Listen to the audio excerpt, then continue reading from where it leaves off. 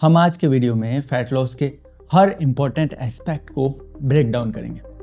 ये वीडियो ना सिर्फ आपको कॉन्सेप्ट समझने में हेल्प करेगा बल्कि एक्शनेबल स्ट्रेटजीज भी देगा जो आप डायरेक्टली अपनी लाइफ में अप्लाई कर सकते। हम 3 मेजर एरियाज कवर करेंगे।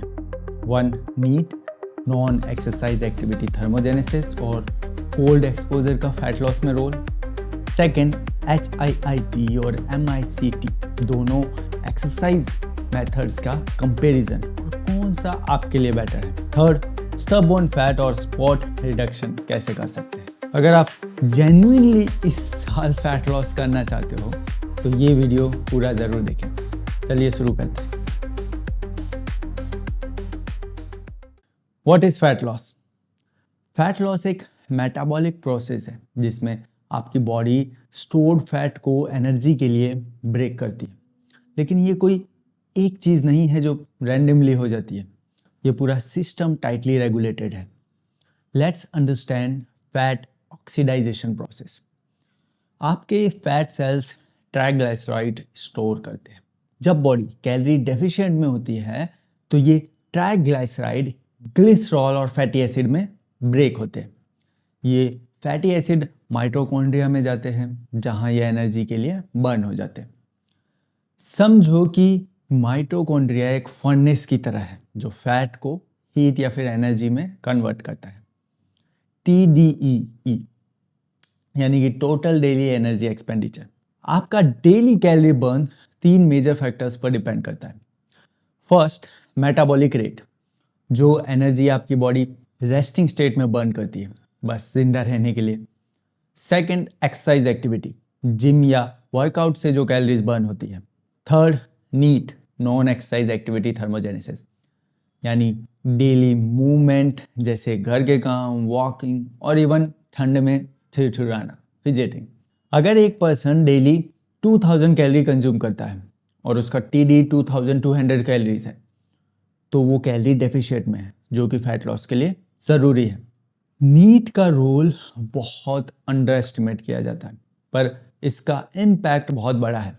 ये आपके टोटल कैलोरी बर्न का 15 to 30% हो सकता है। और सेडेंटरी पर्सन और एक एक्टिव पर्सन जो कि जिम जाता है, दोनों के TD में काफ़ी ज़्यादा फर्क हो सकता है। जो सेडेंटरी पर्सन है अगर वो सिर्फ डेली 1 घंटा ज़्यादा वॉकिंग भी करता है तो उसका TD as compare to gym जाने वाले से ज़्यादा हो सकता है। इसका मतलब वो ज़्यादा फैट बर्न कर सकता है। अगर आप एक सेडेंटरी IT जॉब करते हो, बस दिन में 10 to 15 minute 3 to 4 brisk walking के session specially after every meal आपकी नीड को सिग्निफिकेंटली बूस्ट कर सकते हैं।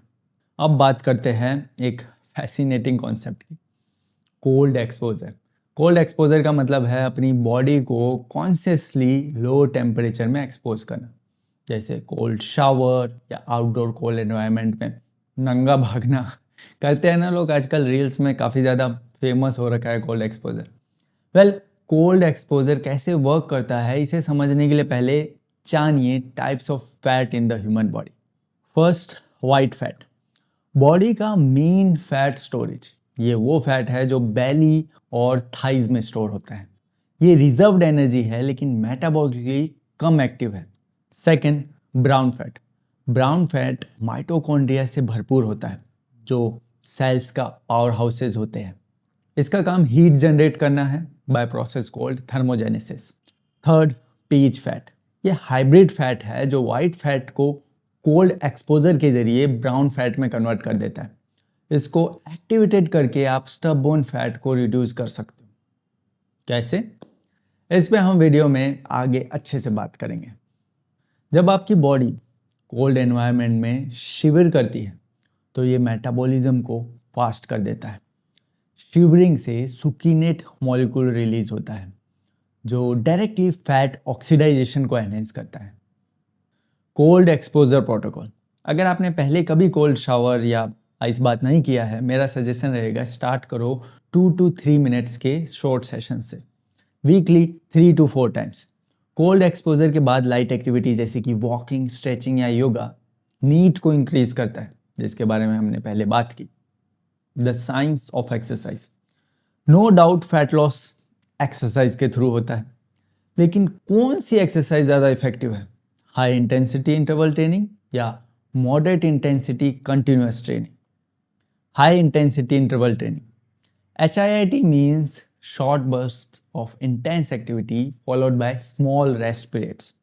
HIIT बॉडी में ग्लाइकोजन डिप्लीट करता है। ग्लाइकोजन का मतलब है आपकी बॉडी का स्टोर्ड कार्बोहाइड्रेट फ्यूल। HIIT के दौरान जो एनर्जी यूज होती है वो ग्लूकोज से होती है, जो कि आपके लीवर और मसल में होता है, फैट से नहीं। एक 20 to 30 HIIT के सेशन के दौरान आप 300 कैलोरी तक बर्न करते हो। HIIT का एग्जाम्पल है sprint for 30 second, rest for 1 minute and repeat for 10 rounds. MICT, moderate intensity continuous training. MICT एक स्टेडी स्टेट कार्डियो है, जैसे जॉगिंग या साइकिलिंग, जो मॉडरेट इंटेंसिटी पर लॉन्ग ड्यूरेशन के लिए परफॉर्म होता है। MICT डायरेक्टली फैट को ऑक्सीडाइज करती है, क्योंकि लो इंटेंसिटी पर बॉडी ग्लाइकोजन से ज़्यादा फैट को यूज़ करती है। ये सस्टेनेबल है, लो स्ट्रेच अप्रोच है। अगर आप 1 घंटे का MICT का सेशन करते हो तो आप उसमें 600 कैलोरी बर्न करते हो। जब आप HIIT करते हो तो बॉडी ग्लाइकोजन को फ्यूल के रूप में यूज़ करती है, यानी कि स्टोर्ड कार्बोहाइड्रेट को, नॉट स्टोर्ड फैट। पर भैया हमें तो फैट लॉस करना है, तो HIIT का क्यों बता रहे हो? चलिए इसको सिंप्लीफाई करते हैं। HIIT के दौरान ग्लाइकोजन क्यों बर्न होता है, पहले ये समझते हैं। HIIT short burst of high intensity activity होती है, जैसे स्प्रिंटिंग या हैवी लिफ्टिंग, जिसके लिए तुरंत एनर्जी चाहिए होती है, और ग्लाइकोजन इसका सबसे जल्दी अवेलेबल सोर्स होता है। फैट ब्रेकडाउन एक स्लो प्रोसेस है, इसलिए बॉडी उस वक्त फैट को यूज़ नहीं कर पाती। HIIT के वक्त बॉडी हाई इंटेंसिटी की डिमांड मीट करने के लिए अनएरोबिक मेटाबॉलिज्म पर शिफ्ट हो जाती है। अनएरोबिक का मतलब है ऑक्सीजन के बिना एनर्जी प्रोडक्शन। ग्लाइकोजन को बिना ऑक्सीजन के रैपिडली एनर्जी में कन्वर्ट किया जा सकता है। फैट ब्रेक डाउन करने के लिए ऑक्सीजन की ज़रूरत होती है, जो HIIT के वक्त अवेलेबल नहीं होता।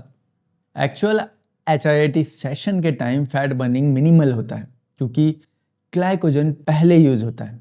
एग्जाम्पल, स्प्रिंट करते वक्त आपकी बॉडी फास्ट एनर्जी की नीड में होती है, और ग्लाइकोजन उस डिमांड को पूरा करता है, स्टोर्ड फैट नहीं। HIIT का फैट लॉस बेनिफिट तब होता है जब वर्कआउट खत्म हो जाता है। वर्कआउट के बाद आपकी बॉडी रिकवरी फेज में चली जाती है, मसल रिपेयर करती है, ग्लाइकोजन स्टोर को रिफिल करती है और लैक्टिक एसिड को क्लियर करती है। इस रिकवरी प्रोसेस में बॉडी स्टोर्ड फैट को बर्न करती है। इसको आफ्टर बर्न इफेक्ट या EPOC यानी कि एक्सेस पोस्ट एक्सरसाइज कंजप्शन कहते हैं। HIIT का फैट लॉस का मेजर बेनिफिट उसकी रिकवरी पीरियड में होता है। जब ग्लाइकोजन डिप्लीट हो जाते हैं तो बॉडी फैट को बर्न करना शुरू करती है। इसके साथ मेटाबॉलिक रेट भी काफ़ी देर तक हाई रहता है, जो फैट लॉस को बूस्ट करता है। अब इससे आपके दिमाग में ये सवाल आ रहा होगा, कैलोरी बर्न तो MICT के एक सेशन में ज़्यादा होती है, तो HIIT करने का फ़ायदा क्या? और क्या स्ट्रेंथ ट्रेनिंग को HIIT कंसीडर किया जा सकता है, जो आप नॉर्मल जिम की एक्सरसाइज करते हो? Let's break this down step by step. HIIT सिर्फ कैलोरी बर्न करने के लिए नहीं है, बल्कि इसके और भी मेटाबॉलिक और साइकोलॉजिकल बेनिफिट है जो MICT से अलग है। First, time efficiency. जल्दी रिजल्ट्स पाने के लिए HIIT एक कॉम्प्रेस्ड फॉर्मेट है, जिसमें आप कम टाइम में ज़्यादा काम करते हो। एग्जाम्पल, एक 20 मिनट HIIT के सेशन का इफेक्ट 40 to 60 मिनट के MICT से बराबर या ज़्यादा हो सकता है। अगर आपके पास बिजी शेड्यूल है तो HIIT एक आइडियल ऑप्शन है।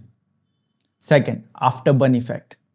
HIIT के बाद बॉडी EPOC यानी कि excess post exercise oxygen consumption mode में चली जाती है, जो मेटाबॉलिक रेट को आवर्स तक हाई रखता है। MICT में ये इफेक्ट मिनिमल होता है, पर HIIT के साथ बॉडी वर्कआउट के बाद भी कैलोरी बर्न करती रहती है। एग्जाम्पल, एक 20 मिनट HIIT के बाद आपकी बॉडी 24 आवर्स तक एडिशनल फैट बर्न कर सकती है। Third, cardiovascular fitness boost. HIIT आपके VO2 max, maximum oxygen utilisation capacity को इंप्रूव करता है। VO2 मैक्स का मतलब है कि आपकी बॉडी हाई इंटेंसिटी प्रेशर को कितनी इफेक्टिवली हैंडल कर सकती है। HIIT से हार्ट और लंग्स स्ट्रॉन्ग होते हैं और एंड्योरेंस भी इम्प्रूव होती है। फोर्थ, फैट ऑक्सीडाइजेशन और इंसुलिन सेंसिटिविटी। स्टडीज दिखाती है कि HIIT इंसुलिन सेंसिटिविटी को इम्प्रूव करता है, जो लॉन्ग टर्म फैट स्टोरेज को रिड्यूस करता है। HIIT फैट लॉस के लिए एक मेटाबॉलिक एडवांटेज को क्रिएट करता है, जो MICT के कंपैरिजन में ज़्यादा इफेक्टिव हो सकता है। And fifth is muscle prevention और पावर डेवलपमेंट। HIIT स्पेशली जब स्ट्रेंथ ट्रेनिंग मूवमेंट्स के साथ जैसे स्क्वाट्स के साथ बर्पीज इंक्लूड की जाए तो मसल को प्रिजर्व करता है और आपके पावर आउटपुट को इंक्रीज करता है। MICT अगर ओवर किया जाए तो मसल लॉस का रिस्क होता है, पर HIIT में ये डर नहीं रहता। ज़्यादा वैसे भी आप कर नहीं सकते, टफ जो इतना होता है। दोनों के अपनी जगह अपने बेनिफिट है और इनका कॉम्बिनेशन साथ में किया हुआ सबसे ज़्यादा इफेक्ट है। क्या स्ट्रेंथ ट्रेनिंग HIIT कंसिडर होती है? स्ट्रेंथ ट्रेनिंग और HIIT अलग कॉन्सेप्ट है। स्ट्रेंथ ट्रेनिंग इसका मेन गोल है मसल ग्रोथ, हाइपरट्रॉफी और स्ट्रेंथ गेन। इसमें वेट लिफ्टिंग या रेजिस्टेंस एक्सरसाइजेज होती है जो कंट्रोल्ड और फोकस्ड होते हैं। Example deadlift, squats, bench press, ये सब जो है स्ट्रेंथ ट्रेनिंग या हाइपरट्रॉफी ट्रेनिंग कहा जाता है। HIIT का फोकस कैलोरी बर्न और कार्डियोवैस्कुलर इंप्रूवमेंट पे होता है। इसमें high intensity movement short burst में किए जाते हैं फॉलोड बाय रिकवरी। कब स्ट्रेंथ ट्रेनिंग HIIT बन सकती है? अगर आप स्ट्रेंथ ट्रेनिंग को इंटरवल फॉर्मेट में करते हो तो वो HIIT का एक हाइब्रिड बन जाता है। Example 30 seconds of weighted squats, 1 minute rest, 10 rounds. ये HIIT और स्ट्रेंथ ट्रेनिंग का कॉम्बिनेशन है जो दोनों बेनिफिट्स देता है, मसल बिल्ड करना और फैट लॉस ऑप्टिमाइज करने के लिए। चलिए अब बात करते हैं स्टबबोर्न फैट और स्पॉट रिडक्शन की। क्या स्पॉट रिडक्शन मिथ है या रियलिटी? स्पॉट रिडक्शन का मतलब है स्पेसिफिक एरिया से फैट को बर्न करना, जैसे बेली फैट के लिए क्रंचेस करना। पर क्या ये सच में काम करता है? मोस्टली नहीं, क्योंकि आपकी बॉडी फैट को ओवरऑल स्टोर करती है और बर्न भी वैसे ही करती है। बट स्टडी सजेस्ट करती है कि लोकलाइज्ड फैट को मोबिलाइजेशन पॉसिबल है अगर आप एक्सरसाइज के बाद कोल्ड एक्सपोजर और नीट एक्टिविटीज करें। एग्जाम्पल, एक थाई फोकस्ड वर्कआउट के बाद कोल्ड शावर लेने से थाई के फैट मोबिलाइजेशन में मदद हो सकती है। आप उसके बाद थोड़ी सी स्ट्रेचिंग और वॉकिंग करके इसे और भी ज़्यादा फास्ट कर सकते हो। But why stubborn fat is stubborn? कभी आपने सोचा है? स्टबबोर्न फैट एरियाज जैसे कि बेली और हिप्स ज़्यादातर अल्फा रिसेप्टर्स रखते हैं जो फैट मोबिलाइजेशन को स्लो करते हैं। बेटा रिसेप्टर्स फैट को फास्ट मोबिलाइज करते हैं। ये जेनेटिक्स पे भी डिपेंड होता है, हर इंडिविजुअल डिफरेंट होता है, तो उसके कहाँ पे कौन से रिसेप्टर्स ज़्यादा होंगे ये हम बता नहीं सकते। लेकिन इस वजह से स्टबबोर्न फैट स्टबबोर्न होता है और उसे लूज करना डिफिकल्ट होता है। सॉल्यूशन, HIIT से अल्फा रिसेप्टर्स को स्टिमुलेट करो, रिकवरी में कोल्ड एक्सपोजर और नीट इंक्लूड करो, ये आपको पक्का हेल्प करेगा। Now last thing, let's understand weight loss versus fat loss. Weight loss का मतलब हमेशा फैट लॉस नहीं होता है। बहुत ज़्यादा लो कैलोरी डाइट से मसल लॉस और हार्मोनल इम्बैलेंस होता है। आप सही डाइट एंड प्रोग्राम पे हो या नहीं, ये जानने के लिए अपनी प्रोग्रेस को ट्रैक करते रहिए। प्रोग्रेस ट्रैक करने के लिए आप आपके एनर्जी लेवल्स को नोटिस कर सकते हो। High energy means effective fat loss. Inches loss को मेजर करिए, सिर्फ वेट स्केल पर फोकस मत करिए। फैट लॉस एक जर्नी है, क्विक फिक्स नहीं। साइंस के साथ अपनी अप्रोच को टेलर करो। HIIT, MICT, नीट और कोल्ड एक्सपोजर को अपनी स्ट्रेटेजीज में कंबाइन करो।